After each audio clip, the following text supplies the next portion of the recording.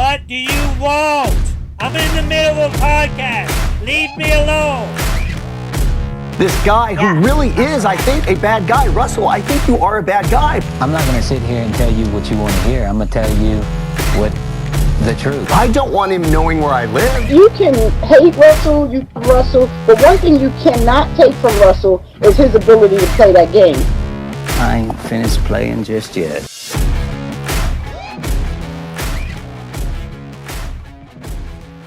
Welcome to the Russell Hantz Show. Today we have Scott Webster. Scott, I would think that Scott is an expert in Australian Survivor. Scott, would you say you're an expert? I wouldn't say I was an expert, but I probably watched it a lot more than the other patrons on here. Mm-hmm. So Scott is a patron, and by the way, welcome to the show, man. Appreciate you doing it. What I wanted to do is... Thanks for having me. No problem. I want to talk about, and this will be the last time I talk Australian Survivor on my podcast. I won't say it'll be the last time I ever talk Australian Survivor, but it will be the last time that I talk it on the show, on my podcast personally, and that's for a few reasons. I'm sure you aware of how, you see, we're gonna start from the beginning, and I want you to ask whatever questions that you want to ask about me going on the show, about what happened, about what happens with production out there, all that fun little stuff. We're going to get to all that. We're going to get to know some of the producers. One of them in particular, Amelia. She's the executive producer, the one that I was dealing with all the time, that called me and that talked to me about going on the show at first, and she's the only one that I really dealt with. Yes, we're going to talk about everything. We're going to talk about production. We're going to talk about what I think about their producer. And trust me, you may hate me, but I know the show. I know the production part of the side of the show. I know how it should be. I know when they're messing up. I know all that stuff because I've done it 4 times. You know, it's just something that I know. I get it. So they call me to play on this show. You know what? I'm gonna get straight to it. You seen the live episode, the live show. Now, I haven't watched anything. I didn't even watch the first episode. I watched absolutely nothing. The only thing I've watched, and the only thing they're really good at, is commercials. Now, I didn't watch the live show. Yeah. I want you to tell me, so I can hear for the first time, because I heard rumors and I've seen some things that I've read on social media. I want you to tell me what was said, who said it, and what was done At the final reunion. Yes. Yeah. Okay. Yep. No worries.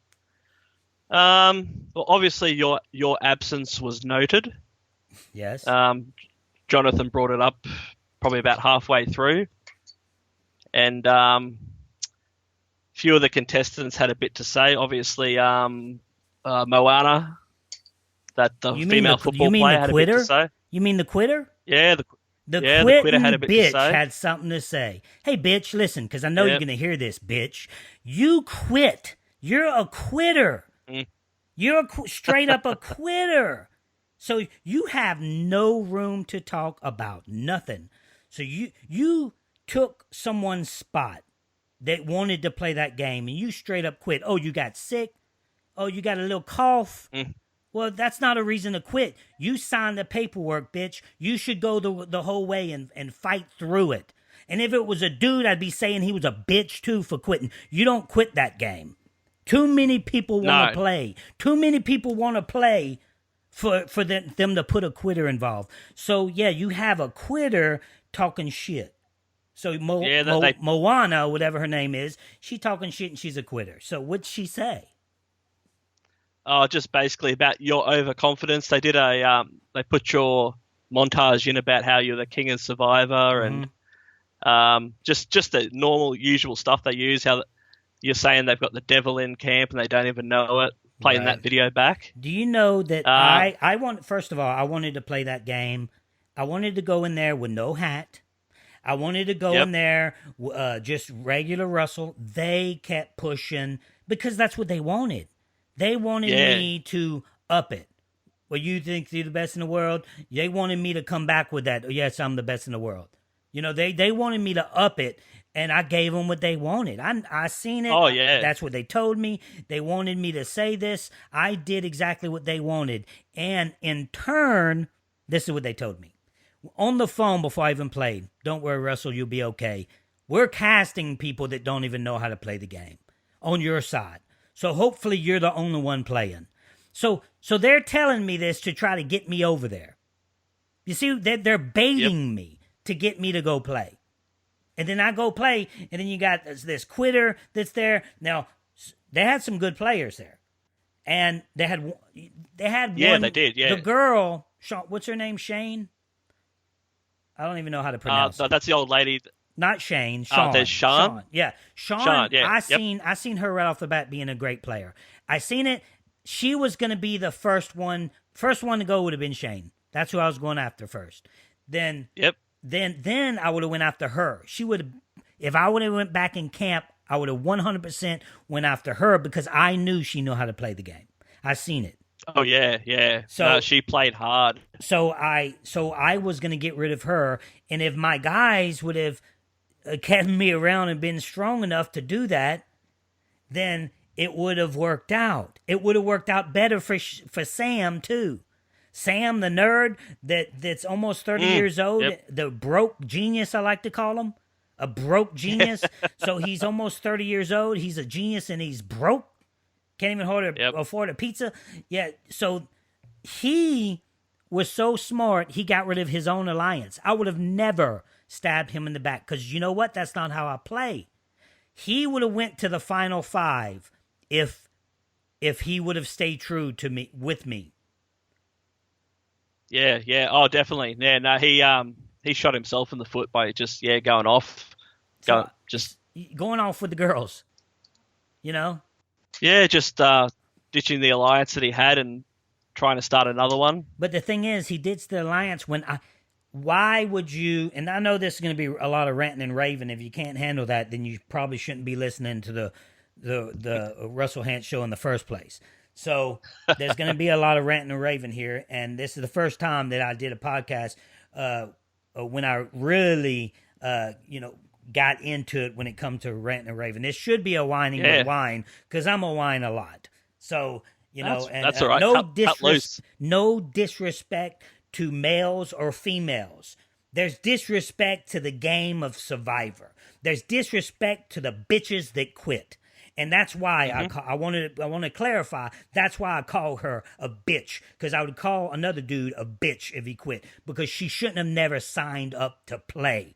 They have way too many people out there, way too many people that want to play, and then you choose someone so weak. She wanted to quit day 2. They came up to me and they said before she was sick.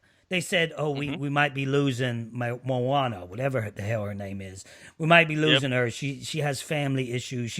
She's moping around there all sad, moping around. She wanted to leave the day she walked on that island. So she had an excuse. Oh, I'm sick now. I got to go. And then you're going to sit up there. I can't believe that more people aren't talking about this, because that pisses me off. It pisses me off more than anything that you're okay with a quitter? You Australians, you Aussies over there, you're okay with a quitter? Like, where's that news? You know what I mean? Yeah. Doesn't fly around here, man. Colton that played, they ream him for quitting. You know? Yeah, oh yeah. And then you have somebody over there that quits. Exactly, yeah. The whole reunion show was pretty distasteful. What they said and did and all that.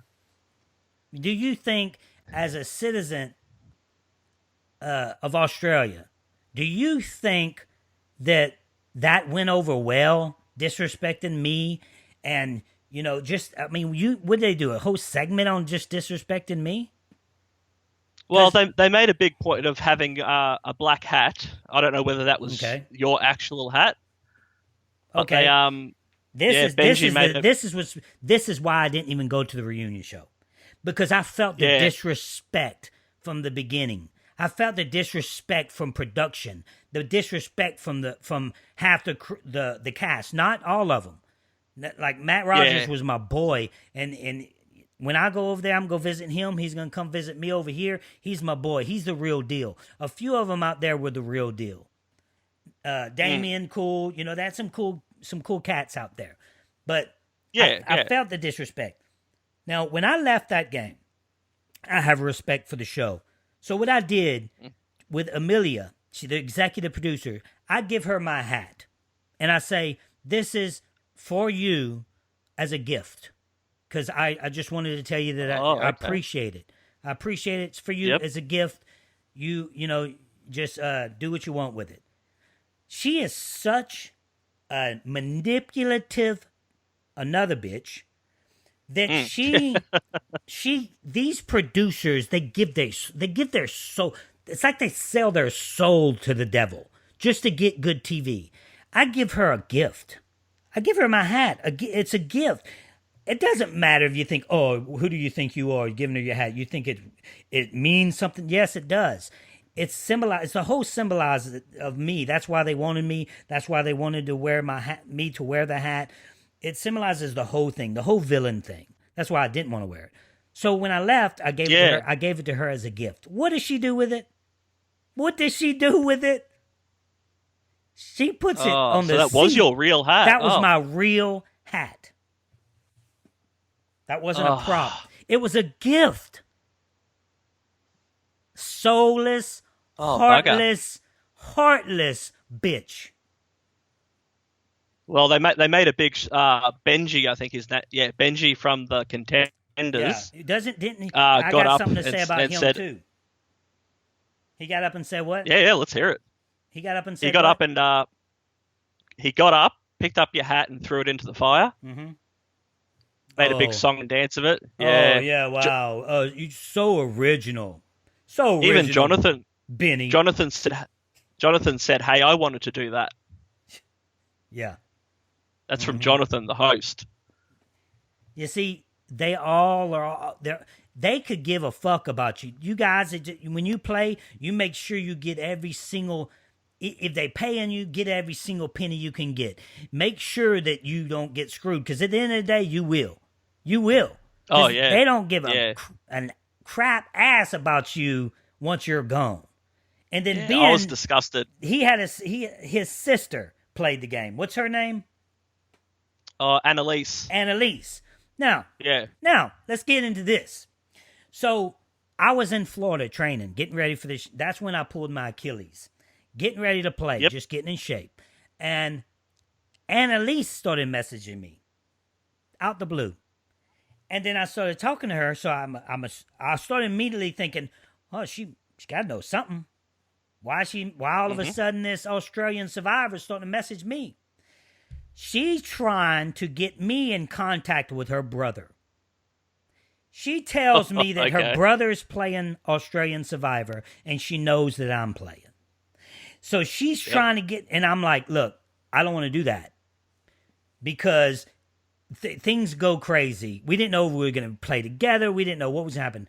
But I ain't stupid, so I'm like, look, just tell him if we go out there and I find out which one's your brother, then we'll work together. But I'm not going to talk to him before the game. She wanted me to talk to him before the game. And I turned it down. So, what do you think about that? What do you think about them apples? Oh, yeah, I hadn't heard that, but yeah. No, you ain't heard it because you just heard it from me. Bit sneaky of her? Bit sneaky of her? Yeah. Sneaky of her and production. Because they were all okay with it.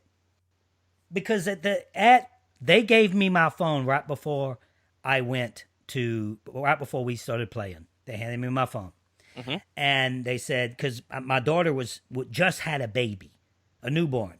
So they were like, so I called, well, I don't know. I called Annalise. So we started talking. And I'm like, listen, this is what's going on. I'm trying to get information on, because it's a totally different world I'm about to walk into. So I'm trying to Yeah. get, okay, what is Aussie's interested in? What can I talk about? So she's giving me little things, and it's called studying. It's called doing your homework. But I'm not going to cross the Yeah. line and call someone that's about to play like she wanted me to. So No. then I'm like, they come back and get their phone. When the game was all over,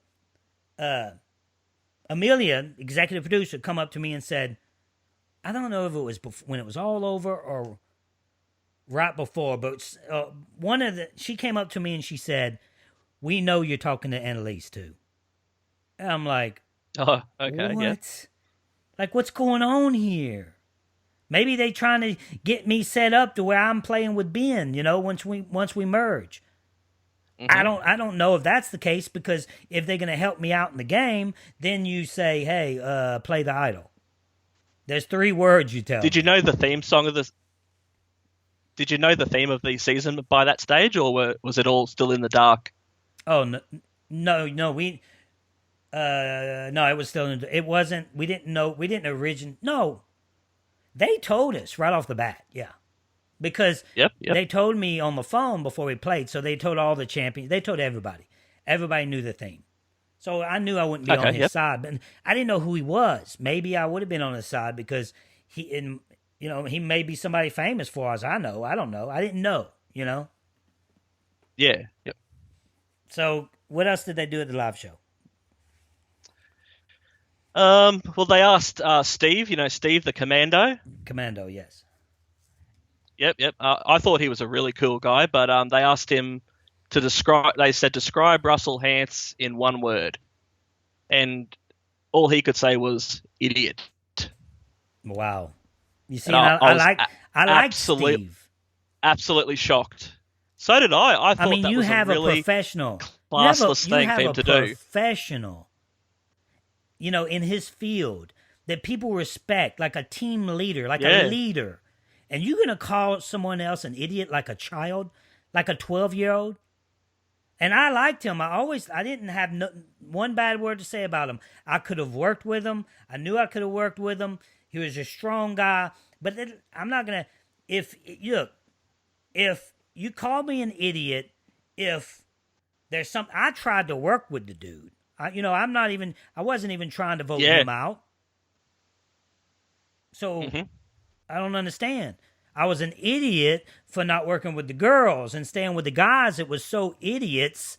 It was like playing Borno the first season of Survivor when you have everybody voting for everybody. Nobody knew who they wanted to vote for. No, I was surprised that he said something like that because he came across as a really stand-up guy, former army, really lots of morals. Dude. And I was shocked when that was all he could say. And I had his back. And Damien. Did they show Damien? Did they show the episode where Damien's getting beat down with the jousting thing when you're standing on it and you knock people off in the water? Or did they cut all that out? And I'll tell you if they did. But that was a while ago, that episode. Yes, but so it was the beginning.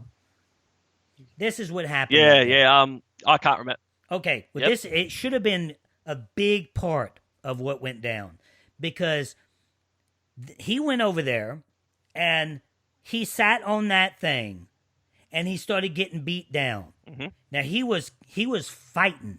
He was trying to stay. All he could do was fight to stay on while the other guy beats him up. Yeah. I was watching that and I couldn't watch it. It was like watching a bully beat down a child. Now, I ain't saying Dame's a child. He's a grown-ass man, and he was fighting. Trust me, he was fighting. But the man's a warrior. I couldn't watch it. So I said something out loud. I said, "What are y'all doing?" I said, "That is an Australian hero.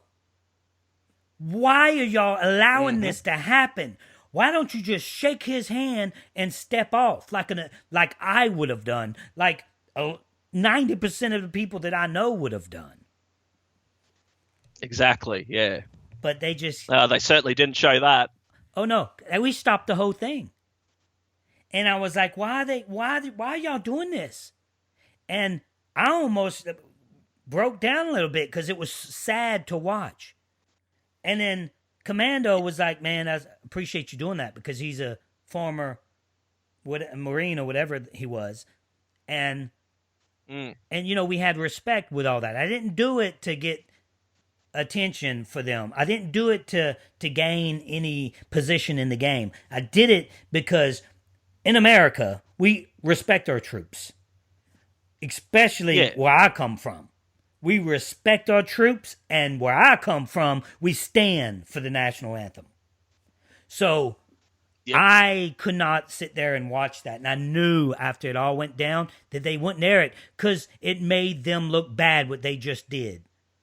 Like, and Ben, I think, was the one beating on him. And I was like, why don't you just shake his hand and step off? Because he fought for your rights. I didn't get it. Oh, he's a dead set prick, that Benji. Oh, yeah. He can't stand him. He seems like a dead set prick. And he's a sneaky he'll little be bastard. forgotten. I wouldn't trust him as far as I could throw him. They'll all be forgotten. I mean, what is it? You get 700, 600,000 people. When I played, we had 20 million. It's I don't know. And the way they produce things, it's just, they never took me for what they say. They call it, in America, they call it going for a walk when you go and do an interview. So you won't. Yep. So if someone's talking and they get something good, they don't say something like, "Hey man, I'm going to do an interview," in the middle of a good, cut. So we say, "Hey, I'm going for the walk." We do interviews. Then in the interviews, if you're good at the game, then you get information right there. The Australian producers didn't know how to do that. First, number one, I never went to do an interview, a sit down real interview, until the day I got voted out. So, okay. So all those clips, I don't know, I didn't watch it, but a lot of the clips were after it was all over. They sat me down after it was all over and started asking me questions about the game, like I'm still in the game. If you, let me give you guys some advice, you producers in Australia Survivor. If you want someone to, maybe it's because they didn't want me to do well. They didn't want me to read anything. And if you want someone to do well, you sit them down in interviews and you start asking them whatever question you want to ask them. The great players are going to read through them questions. Yep. That didn't happen with me. No, I noticed you got very, very little screen time. Yeah. Except for all the videos showing you as evil. They put a lot of that up. Oh yeah, when it first came out, they had all the, and then when I got voted out, dude, I don't know, you're from there, so you can give me a feedback. When I got voted out, they said Australia 1, Russell 0. Really? Yeah. So I was fighting against Australia? I certainly didn't see it that way. I saw it as Survivor losing that because, there goes one of the most polarizing figures. Well, and, I wanted to play my game, and I would have played it. I would have taken Sam all the way to the end of that game. I would have taken my guys and Miss Universe, Monica. Yep. That's the girl that I wanted to take. I wanted to take Sam, and then we would have went with the guys. And we would have went all the way to the top final 7. Guaranteed. If I would have made it back, that would have happened. Well, if I would have made it back, I would have had the gun for Sam because of what he did. But if he wouldn't have done what he did, Sam would have went to the final 5. Easily could have won the game, too. Easily, at that point. Yeah, well, I certainly didn't look at it as a win for Australia. I thought it was pretty sad, really, that there was that much anti-America sentiments in it. That from the very get-go, they were just trying to get rid of you simply because of that reason. Yeah, look, I didn't go with a voter registration card stapled to my forehead, did I? I mean, number one, you don't know who the hell I voted for. I mean, my people know, but you don't know when I walk out on the island. And it doesn't. If you're far left, if you're on the far left, and you play Australian Survivor, and you're a hater of Donald Trump, you're still going to be considered an American. Sam said in tribal council, which they didn't air this either, I bet. He said, No. we all hate Americans anyway. We as in you, we all hate Americans anyway.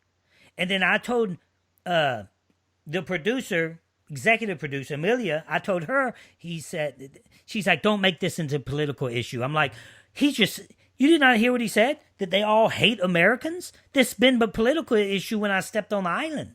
And you think that I'm going to give up my time for free, nonetheless. They wanted me to fly to Australia. Now, guys, they wanted me for the live show.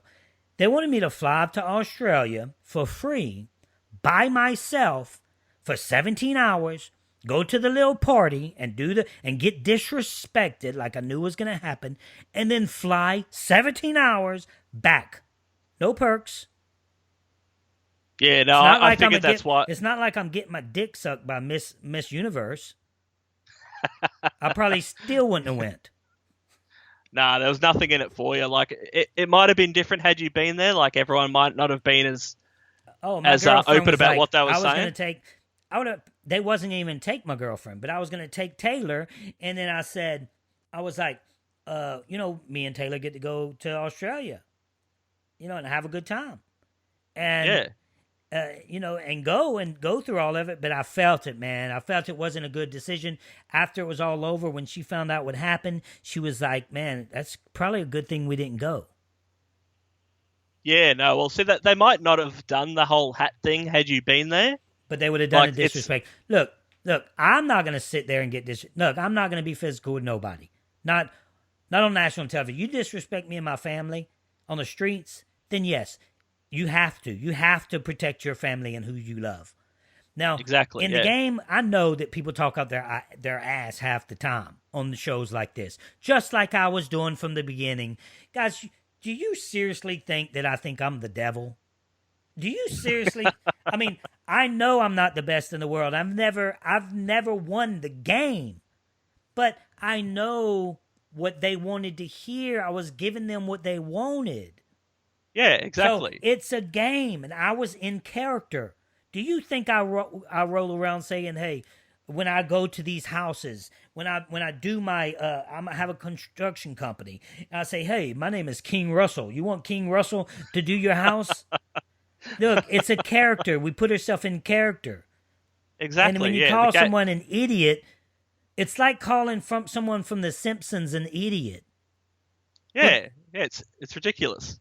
It's just doesn't make sense.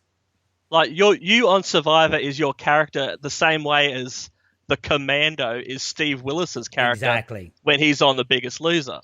Exactly. Like he wasn't the Commando out there. He was Steve.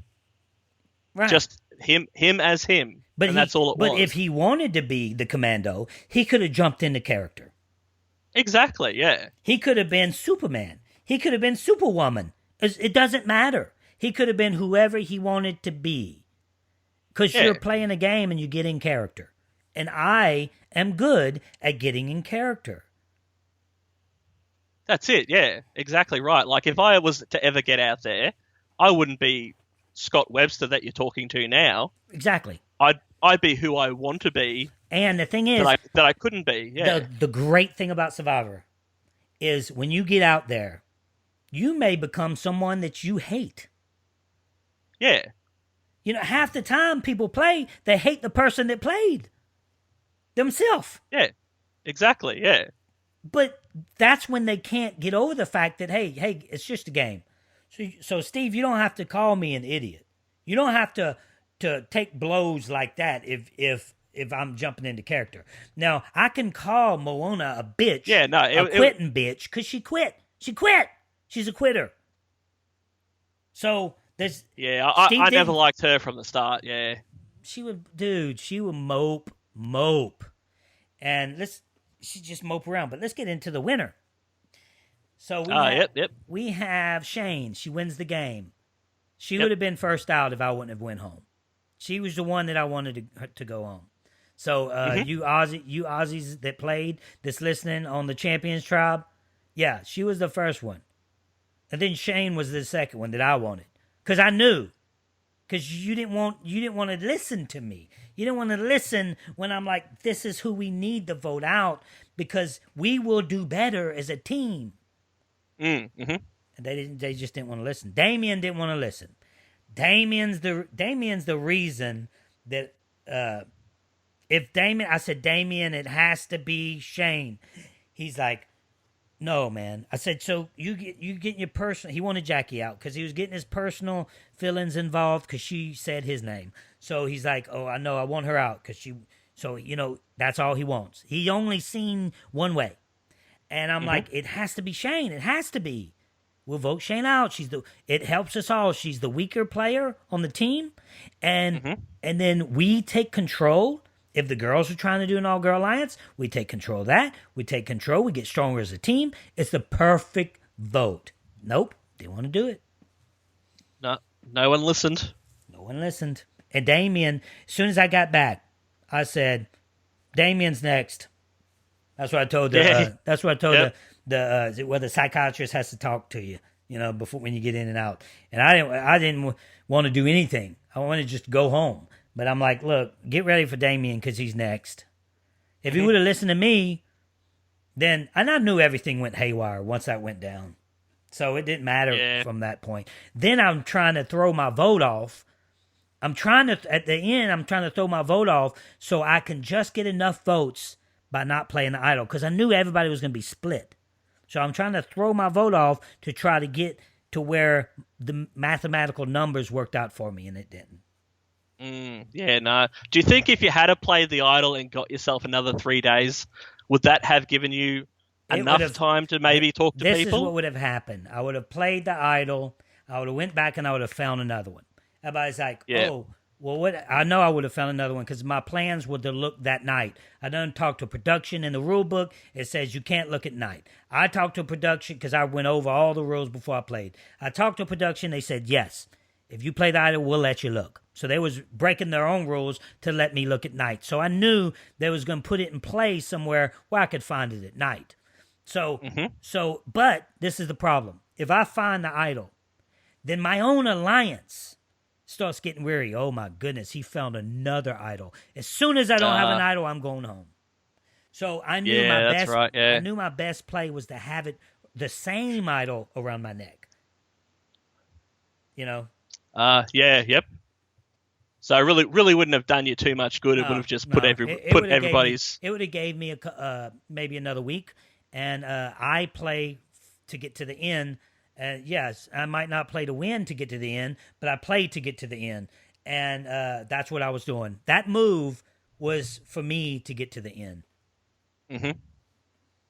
So we have a lot of American listeners, mostly that listen to this show. What do you want to tell them as an Australian about the disrespect that I got because of?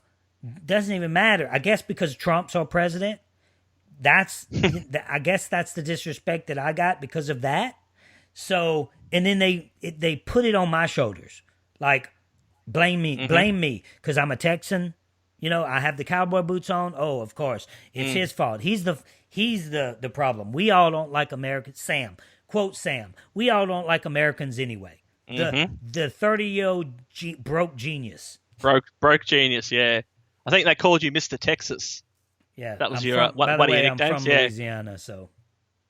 Oh, there you go. They can't even get their facts right. Right. So yeah, what do you think? What do you think about people hearing that and thinking, man, they gonna hate me if I go to Australia because I'm Americans? Are they all like that? Do you guys hate Americans? Well, I personally don't hate Americans, and I don't care who your president is. Like, at the end of the day, I'm not playing against Donald Trump. Right. So, and if he was there, then I understand you vote him out first. You see, if Donald Trump was there, I would be one of the votes that votes him out first. So, I understand that. I get that part. I don't hate Americans whatsoever. Like, a lot of everything that I grew up watching from a child is over in America, wrestling, Survivor, everywhere I want to go, every food I want to eat. So I've never grown up with any anti-American sentiments. And that shocks me, man. It shocks me that even Australians, come on, man. I mean, really? Because you can come play our game and we would love you. Yes. I guess sign me up. I don't understand it, Yeah, I was flabbergasted. I didn't understand. It was. I got a personal message by someone that was in the audience during the time, and he said it was uncomfortable to watch. He said for him, as a fan of me, it was uncomfortable, and he said that he wanted. I got a cast member that messaged me. I'm not going to say the name. Messaged me and said that person wanted to walk off stage because it was so embarrassing. Not including the fan that emailed me and said that they wanted to walk out the audience.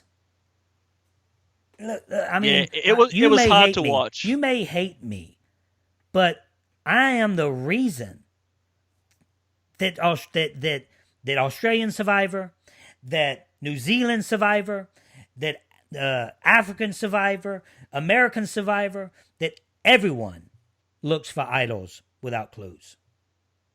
Yeah, without a doubt. Yeah. You can think I'm cocky or not, but I am one of the faces of your Survivor. That's why you called me. Yeah. Yes, and it is cocky because it's the truth. Again, it's your character that you play on Survivor. Muhammad Ali said he was the best. The best. He lost when he said he was the best. You know what he said after he lost? That he's still the best. And he said it in everybody's face. I know how I played. My daughter's watching my season 19. If you don't know how I played, if you forgot, go watch season 19 Samoa. My daughter's watching it for the very first time.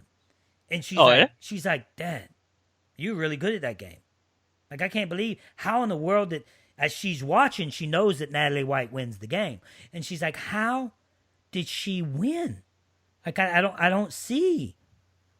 I think there was a lot of people asking that question. How did she win? Yeah, so that's a podcast for another day. But I'm just trying to say that after I played that game, everything changed. I could easily say idols became a big deal. This is a big one. A lot of people are going to hate this comment. You can hate it all you want. I could easily say I'm the reason Survivor's able to air in other countries.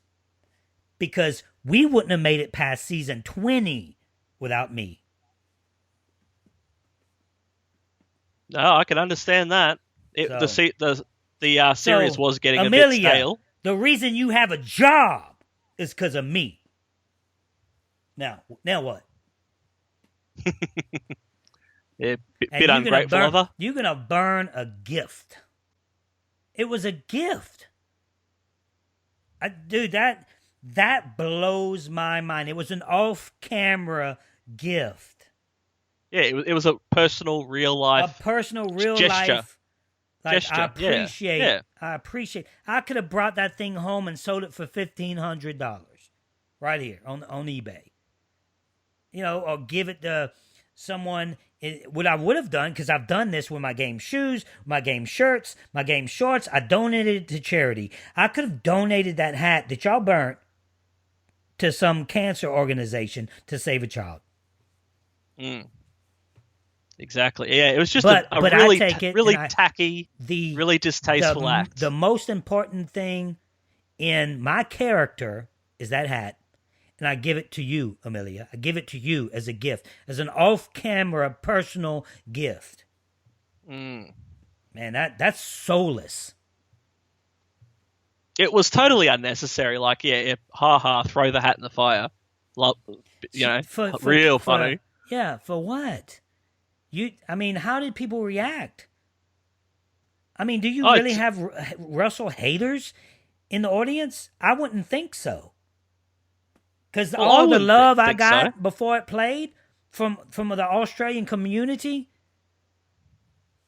and then you think that that's okay because you got your panties all up your ass for some reason.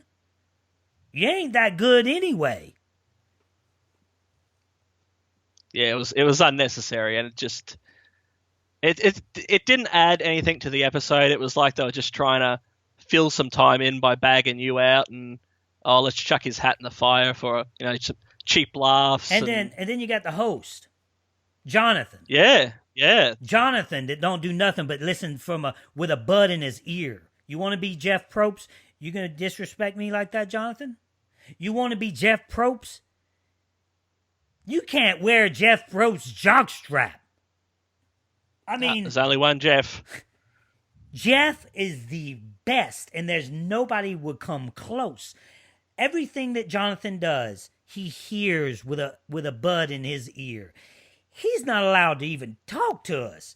They bring him off to his little tent, and then they bring him back. Every time they go and clean up the challenge or do whatever, they bring him away, and then they bring him wow. back. Like he's like he their has little, no say in it, basically. no say. He's their little puppet. Wow. He's a yes man, and that's why he said what he said on stage. Wow, I didn't know that. And then you guys need to get it together, production, because you can't do challenges over and over. And you know what I'm talking about. They keep doing challenges over and over. They stopped us in the middle of the challenge because they had pieces conveniently bent, and then they couldn't get the rings or whatever situation. They couldn't get something to fit. They couldn't get the round ball to fit into the square peg. So whatever it was. Wow. So it was bent. So they stopped the challenge. Now I heard this from someone that went pretty far. They did a challenge on Australian Survivor. They finished the challenge. They did something wrong at the end of it. One side would have won, but they did it over, then the other side won. Oh, okay. Yeah. Because they didn't get something on camera that they needed. We don't do that. We don't do that in American Survivor. Once you roll the cameras, it starts rolling. If you got something bent, it's just bent. Yeah, just get through it. Yeah, unbend it. That's pretty bad that they have to wait till mid. I don't know who it was, but it's challenge. one of the girls that went home and would not have went home if they would have let the first challenge go like it did. They redid the challenge, and then they lost that one, and then she goes home. You tell me what kind of fairness that is. Yeah, it's production 101 to get your challenges right before they start. You have your dream team, right? They do the challenge. Exactly. They do it together. Yeah. I don't know if you guys have a dream team. Because what the dream team is, you you guys like that don't... No, it don't. The dream team with the American Survivor, they have a team that does the challenges. They go through it all. They make sure everything's right. They play it. Mm-hmm. And then we play it. You know? It seems like that's a smart thing to do. Stop giving your guys... It's babyish to give your guys an apple a day. It's babyish to give them bottled water and toilets. Amelia said, what do you want to do? Yes, they got toilets, dude. They got toilet. It's a toilet. You sit on it, you shit. It's a toilet. It sounds like a summer camp. And toilet paper. And mosquito spray. And sunscreen. Oh my god. You just don't have you just don't have, the beautiful girls feeding you grapes. So I could have Monica, if she would have fed me grapes, they probably would have gave it to me if I would have asked. Yeah. Oh wow. I noticed that when as the season went along, nobody had bug bites. Their hair was always perfect. Eyebrows were perfect. Yeah, man. So, I was wondering about that. They got a makeup room in the back. Dude, it's terrible. It's a joke. It's a joke. Oh, wow. And if you, this was what Mark Burnett did from the beginning, and he would have. I know Mark Burnett personally, and I'm telling you, he would be extremely upset if he would have walked out there. If he would have walked out there, he would have said, What are y'all doing?" Jeff would have too. They tough. Jeff and Mark are tough individuals that don't want to give nothing to nobody. They're not Exactly. they're not a bunch of snowflakes that say, "Oh, you don't want everybody just shitting all over, do you?" That's what the executive producer tells me. I said, "Well, that's how I play the game better when people are in uncomfortable persons." You know? Yeah, well, it's Survivor. The very name tells you that you got to survive. It's not supposed to be fun. You're supposed to suffer. Oh no, they don't suffer. They do not suffer. Wow. And look, Jeff, when you play American Survivor, when it comes to a torp, you can watch season 19. We didn't get to compete for a torp till like 4 or 5 weeks into the game. Like way later. Yeah. We competed for a tarp, fishing gear and everything, the first challenge. Yeah, I saw that. I was like, holy shit, It was they're like, giving hey everything. guys, here you guys, here's your food, here's your cover, make sure that you're comfortable. See, that's not the Survivor that I grew up watching. Dude, they try to make it feel like it's the Survivor, but you can't make it. You can't do it when you don't do it right, because you don't get true emotions.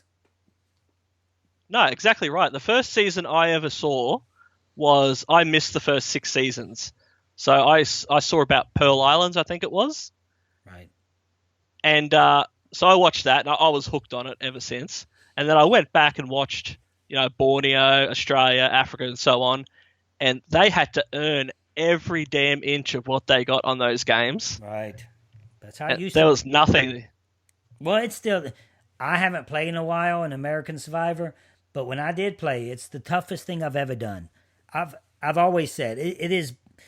The challenges are tough. The game is tough. It's the toughest thing I've ever done.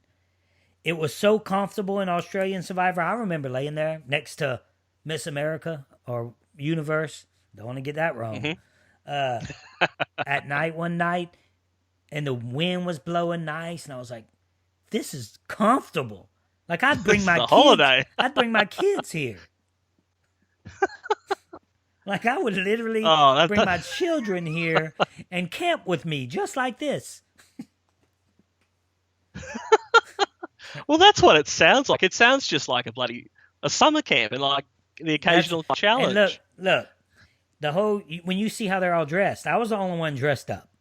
Everybody else is dressed like they're going to camp. Yeah. Nobody's wearing suits. Nobody's wearing. That's not how you do it. It's not how we do it. What we do is, let's say you're an attorney. You go out there like you dress for work. It's a business. Yep. Let's say our money suits and all that. Yep. Let's say you're a redneck. You go out there. You're on the farm or whatever. You go out there and you got your suspenders on. Let's say you're a cowboy. You go out there with your cowboy hat, your boots.